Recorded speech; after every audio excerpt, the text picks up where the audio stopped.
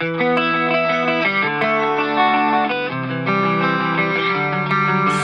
wohl, geschätzter Herr, was kann ich für Sie tun? Schliesslich sind Sie ein König, zumindest da bei uns aus Kult. Sie haben eine Reklamation an unsere Firma